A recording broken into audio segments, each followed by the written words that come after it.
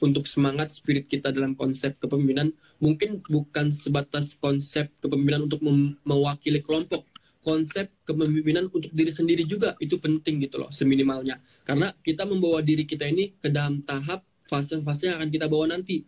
Contoh fase pendewasaan diri di mana kita pastinya membawa jati diri kita.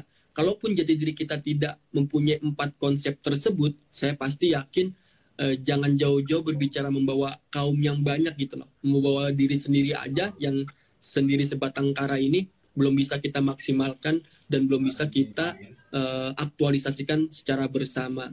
Paling itu aja Mas Holil yang bisa saya diskusikan. Saya bukan merasa paling memahami atau tahu, tapi sekedar kita berbicara hal konsep kepemimpinan profetik di dua benua ini sebagai spirit perjuangan PCM Turki juga, dan juga sebagai semangat kita sebagai kader Muhammadiyah mencoba menjadikan kader-kader Muhammadiyah yang memang bisa bermanfaat untuk dunia, terkhususnya untuk agama kita, yaitu agama Islam. Yumkin laza paminkum billahi sabil haq sabiqul khairat. Assalamualaikum warahmatullahi wabarakatuh. Waalaikumsalam warahmatullahi wabarakatuh. Jazakumullahu khaira Mas Bazia Yusuf atas materi yang Masya Allah sangat luar biasa sekali. Jadi saya sedikit tertinggal untuk mencatat poin yang pertama Mas, yang 3 itu penyucian pengajaran. Yang pertama apa Mas? Oke, yang pertama itu adalah saya ingat tadi ya, apa itu? Oh ya, membaca Mas, membaca. Karena seorang pemimpin itu kalau nggak bisa membaca, menganalisa sesuai konsep dan teori, tidak bisa membawa hal itu gitu. Ya, sedikit mengulang ya teman-teman, pada kesempatan hari ini materi yang disampaikan adalah spirit kepemimpinan profetik di negeri dua benua. Masya Allah, pemaparan yang sangat luar biasa bagaimana kita memanifestasikan tauladan, sebaik-baik teladan, yaitu laqad kana Rasulullahi uswatun hasanah. Jadi kalau dalam ayatnya laqad itu sebagai takkid penguat bahwa laqad Rasulullah itu uswatun hasanah, sungguh benar-benar telah saya jadikan Rasulullah Shallallahu Alaihi Wasallam uswatun hasanah, teladan yang baik, uswah, pedoman, panutan hasanah yang baik. Jadi salah satu kepemimpinan profetik itu Nabawi ya Mas. Profetik itu nama lain dari kepemimpinan Nabawi ya Mas.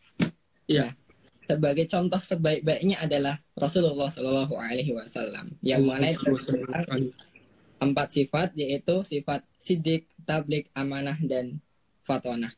Dan siapapun pemimpinnya ketika menerapkan 4 karakter ini yang melekat pada diri Rasulullah SAW diterapkan pada kepemimpinannya, insya Allah keberkahan, kelancaran, kejayaan pasti akan melekat. Amin, amin. Amin, insya Allah. Dan mungkin insya Allah dalam kedepannya adalah pemimpin dari negeri kita, baik dari organisasi kita, atau dari keluarga kita, atau dari daerah kita yang nantinya menjadi pemimpin di negeri kita, menerapkan 4 karakteristik yang melekat pada diri Rasulullah ini dalam kepemimpinannya.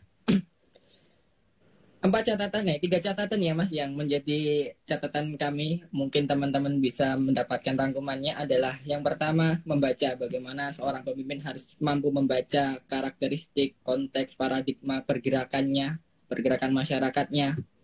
Kemudian penyucian ini yang maksudnya adalah bisa diulang mungkin Mas penyucian?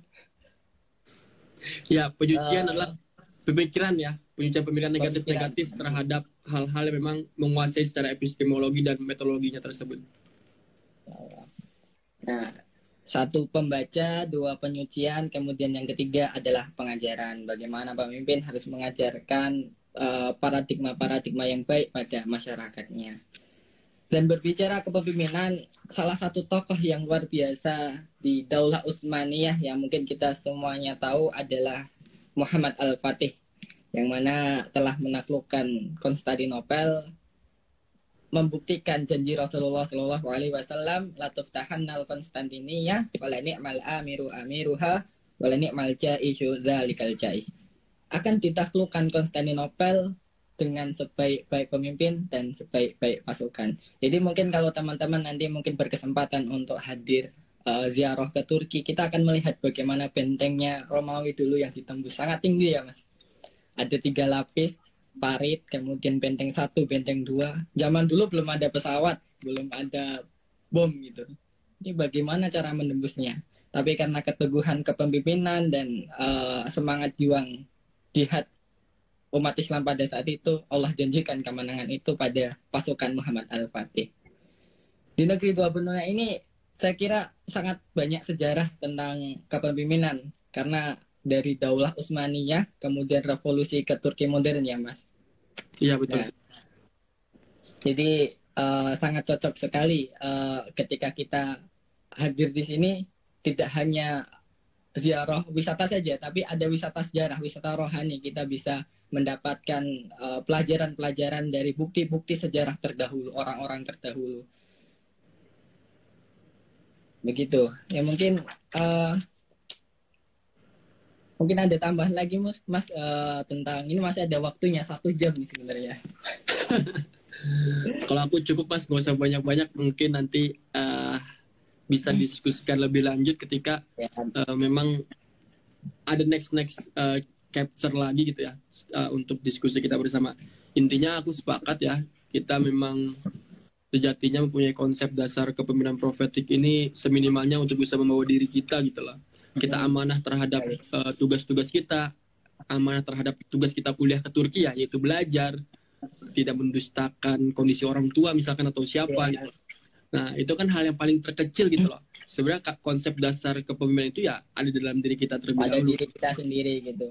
Kalau diri kita, jangan sampai kita ke Turki itu terlena dengan keadaan wisata, main dan lain sebagainya gitu ya Mas. Iya, pastinya saya yakin kalau diri kita sudah terbawa dengan hal baik, pasti kita bakal yakin membawa kader-kader Muhammad itu layak diuji lah gitu loh. Kader-kader Muhammad itu layak diuji ketika beliau sudah memimpin suatu kaum atau kelompok, pasti insya Allah berupaya memaksimalkan diri mengajarkan konsep kepemimpinan profetik, yaitu konsep kenabian. Gitu. Oke, mungkin jika ada pertanyaan bisa disampaikan di kolom DM, mungkin DM ke PCIM atau ke saya, bisa DM atau ke Mas B. Yazid ketika ada yang mau disampaikan lebih.